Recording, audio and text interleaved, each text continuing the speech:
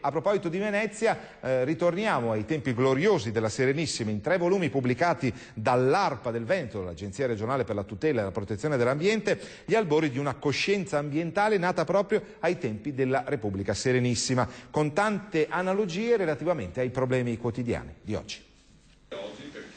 Il trattamento dei rifiuti urbani ed industriali, la disciplina delle discariche e le bonifiche, argomenti di estrema attualità oggi come ieri, perché già nella Serenissima Repubblica la sensibilità per l'ambiente era forte.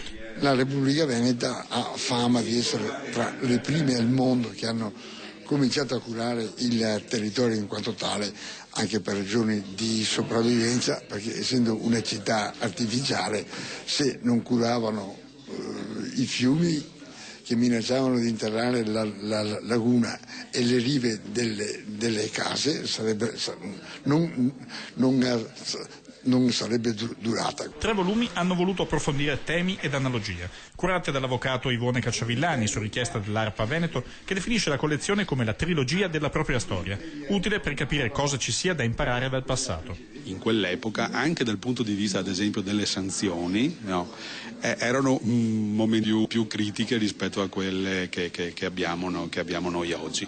Tra parte, insomma, 400-500 anni non passano in vano. Era anche la Repubblica in cui vigeva il detto legge veneziana dura una settimana e dove i politici duravano in carica 18 mesi senza poter essere rieletti, ma magari in tempo per spostare per decreto il cassonetto dei rifiuti dalla propria porta a quella di un vicino.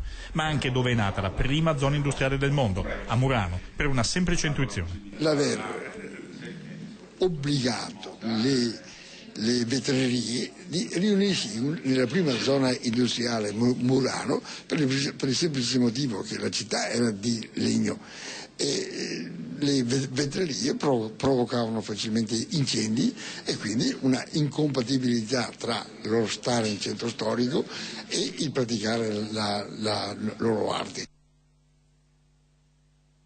Servizio.